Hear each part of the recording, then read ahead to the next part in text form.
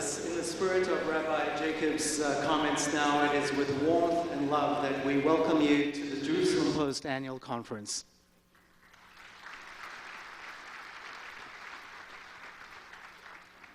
You shared with me earlier that this has been quite a year for you. Tell me what it meant to you to receive this Genesis Prize. Thank you. Is this working? There we are. Good morning, and thank the Jerusalem Post for this opportunity to be here. Well, this has been an extraordinary year once I received this prize, which in itself was interesting because when they first came to me to talk about this prize and the $1 million and how we would present it, and I stopped them and I said, I think there's been a terrible mistake. And they said, what do you mean? There's a big mistake here. My mother is not Jewish. And they looked at me, and without saying it, you can see, schmuck, you don't think we don't know that? You know, you know. So that is sort of where I started. I started from. But this came about really, and I have my son Dylan to thank, because we'll get into it later on in terms of my history and how isolated or separate I felt from the Jewish faith through my upbringing, because only one of my parents was Jewish. But my 11-year-old son at the time, Dylan, was in school, and as you know, as kids do, they go and spend the weekends at another friend's house, and he had a couple of Jewish friends, and he'd go after school on Friday, and they would celebrate Shabbat, and he would light the candles, and then on Saturday morning they were preparing for their bar mitzvahs, and as a result, he would hang out at the house, but ultimately he'd go to the temple and sort of sit in the back and listen to them. And about 9 months went by, and he came to us and to his mother, and I said, Mom, Dad, I want to get bar mitzvah. And we thought, yeah, sure, he knows about the prize, the presents, and, you know, the nice things and all of that. But he said, no, you know, when they light the candles on Friday, my soul feels alive, and I feel something. And when I go with them, with the group, and I feel a togetherness in the group. And so we were deeply touched, and we went to our local temple, Shrei Tefillah, in Bedford, talked to Rabbi Greenberg, and he talked a lot with Dylan. And Dylan began a very hard working process to make up for some years of homework, and made a beautiful bar mitzvah. And as a result, we went to Israel after that. I'd been many times in the past, and somebody took a photograph and thought that we had our bar mitzvah in Israel, and that's how the Genesis Prize, I think, first contacted us. And for me, it was a complete catharsis. I really actually, I'm embarrassed, I almost broke down, because I realized that for my entire life, I believed that I was not Jewish. I've been to Israel as early as 1964. My father made the movie Cast a Giant Shadow about Mickey Marcus. Thank you. It was an extraordinary history lesson. It was still with 1964 with the old road to Jerusalem and passing all the burnt out tanks and armored cars, going to the border, seeing the definitive difference between the agriculture on one side and the desert on the other, and just an extraordinary sense of race and religion. But then throughout my life, I was consistently told by Jews, but you're not Jewish. Your mother is not Jewish. And I remember my cousin's 13th, his bar mitzvah when I was about 12, 13 years old. But I had, even there, they were saying, yeah, but your mother's not Jewish. And I had my appendix taken out. I had appendicitis. I don't know if it was the gefilte fish or what. But right there, out. And all through school. So for me, this was a confirmation. I'm a secular Jew. I'm not formally religious. But I wanted to be a part of this tribe. I love the values.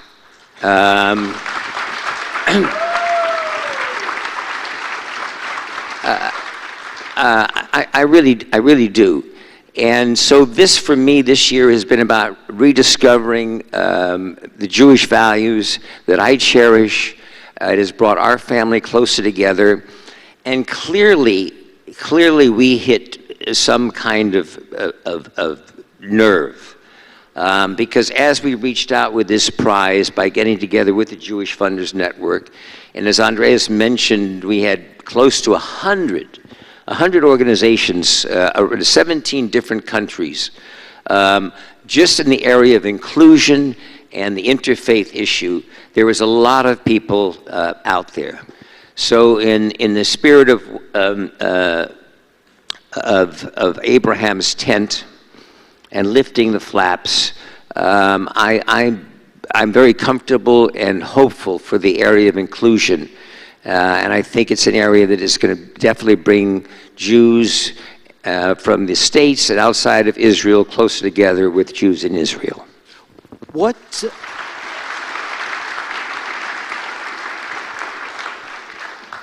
have you learned about how to promote inclusion from your experience? Well, I think just by acknowledging that there's an issue, I think just by the simple questions of, why in this day, or when I was growing up, I mean, certainly the reform movement, which I think started in 1982 or 83, but before that, even questioning, well, with the DNA tests and everything today, you can easily tell who your father is. You certainly understand how this was an issue over centuries, but now you clearly can.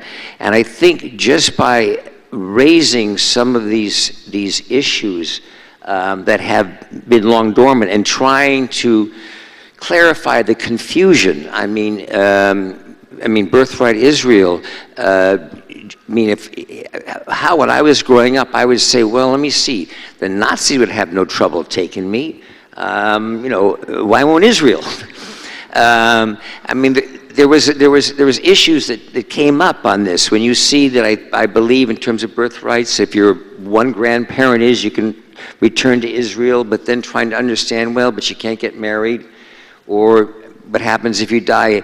So there's some confusion things that have been raised that I don't know if there's a clear answer, but all of a sudden, as far as interfaith families who up until pretty much now have shied away because they did not feel welcome.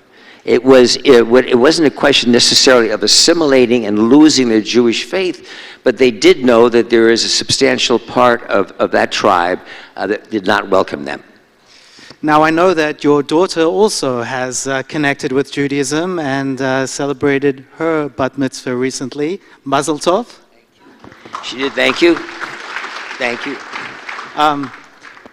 I wanted to ask you also about your father, Kirk Douglas, who's 99 years old. A strong supporter of Israel. As you said, he starred in that famous film as Mickey Marcus in Cast the Giant Shadow, which was also your first role. He grew up as an Orthodox Jew, and he had a late bar mitzvah too. How did that affect you? Well, he did. He was from Belarus. His family migrated from Belarus, and he was born here in the States in 1916. Right after the revolution. Came from a close Orthodox family, and like many, by the time he went away to college, he began to assimilate and was not as closely tied to his faith. And interestingly enough, when he was 70. He had a nasty helicopter crash. He was with a friend who was piloting a helicopter, and they hit a aerobatics airplane leaving an airport. The aerobatics plane with its student pilot crashed. It got caught up in flames, and both of them were killed instantly. And my father and his friend who were piloting the helicopter fell 40 feet down onto the runway. The rotor was still going, gasoline pouring out. And didn't catch fire, and he survived.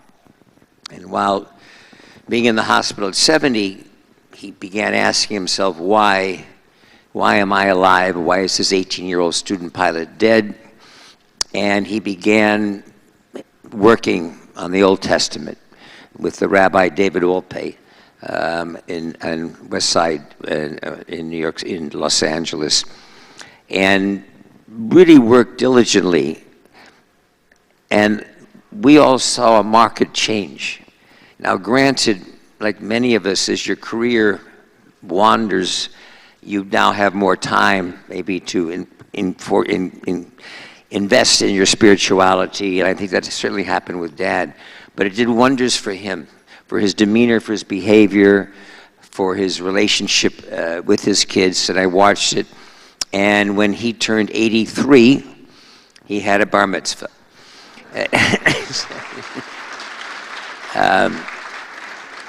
And it was a very moving experience, and I think that was my first really understanding of Tikkun Olam. And he had spent his life working in preparing the world, working in a lot of Jewish agencies, and I think it's left a lasting effect both on me and certainly on his grandchildren. And I get such nachis knowing that my children, when Dylan wore the same prayer shawl that Kirk had, I know what it meant to my father. Well, that's very meaningful. Do you mind if I throw you one from left field, as they say? I'll tell you after you ask me that. We're experiencing a lot of political drama in Israel at the moment, but I was wondering how you see the U.S. presidential race.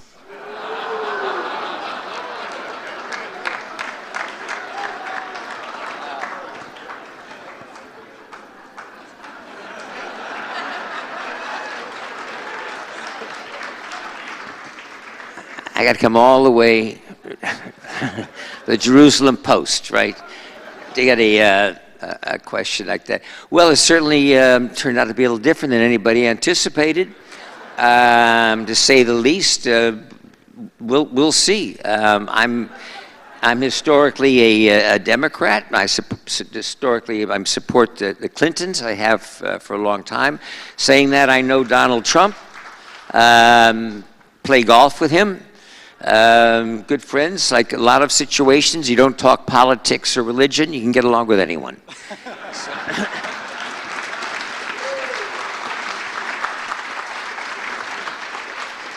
So, we'll see, but I know that, Israel is our closest ally. Everybody knows that, And so we have the right to disagree like any family does, but I don't think there's anything that's going to destroy the underlying closeness of our relationship. Do you think Hollywood has a role to play in the fight against BDS and the delegitimization of Israel? Not unless it's a good movie. I mean, you can't put the message, before the picture. I do say part of my experience with the Genesis Prize this year was to do a speaking tour with Natan Sharansky, and we went, and thank you, and we spoke at Brown University, Stanford University, and my alma mater, University of California at Santa Barbara, encouraging, and Natan, as you know, always looking for a good scrap, was looking and reaching out for these BDS protesters to better understand it. But this is a time to speak up. This is really, really a time to speak up. And this is not a time to let anything go unsaid. And if I'm having the short time I have left, I really want to thank the Jewish Agency and Natan for all that he has been doing on all sides of the equation. He's an extraordinary man, and it was really great. To the State of Israel and to Prime Minister Netanyahu in supporting this Genesis Prize. I know there is some controversy involved with it, and I admire him for reaching out. And to the Genesis Group, Genesis Prize, to Stan Povled, Jill Smith, thank you so much for all of their efforts and support this year. Let me ask you one final question then. On this three-campus tour that you did with Natan Sharansky, what would you say is the main lesson you learned, and what would your message be to this audience? Well, the main lesson I think I learned is that one, be it U.S. Political elections and super PACs, or be it the BDS movement, we really have to do our homework as to who are financing these campaigns. I think that is the biggest issue. As far as the BDS movement, it's a little more diverse, but I think it's important to clearly understand where the funding comes for a organization that's as well organized as they are. And as far as our U.S. elections, these super PACs are not helpful to anything.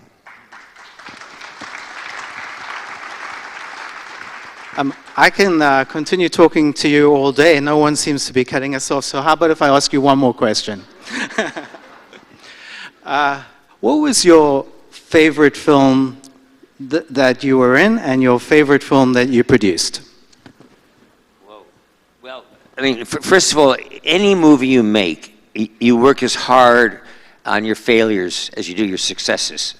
You know, no one knows going in which way it's going to be. Producing is an easy one. That would be One Flew Over the Cuckoo's Nest, which, thank you, which was the first picture I ever produced, and we won the top 5 Academy Awards, and that was a wonderful project. On the ones that I've acted in, I tend to enjoy the kind of what I call the gray area films, you know, which is what the world seems to be. It's hard to tell the villains or the heroes. I liked pictures like Falling Down, Fatal Attraction, a picture called Wonder Boys, The War of the Roses. Those are in that kind of area, my favorite. How do you choose your role, and what are you working on now? I choose the movie because I've got a producing background. I'm more interested in being involved in a good movie, and if I get a good part, so much the better. I mean, recently I just had a cancer bout, and afterwards I was fortunate enough to have this picture Liberace, Behind the Candelabra, which was a great part. Thank you, which is a really, really lovely part. But I'm always looking for what I think is the best script. The best story. I like to be in good movies, you know, not bad movies. So I think that makes a difference. Right now, we're doing another Ant-Man film. I'm going to be working on that, and I'm producing a lot. Working on one of my father's movies called 7 Days in May for HBO. We're turning that into a mini series, Conquest of Mexico. So I've been very active. Well, we wish you all the best. Batzlacha, Mazal Tov, and thank you so much for honoring us today. Thank you. Thank you very much. Thank you.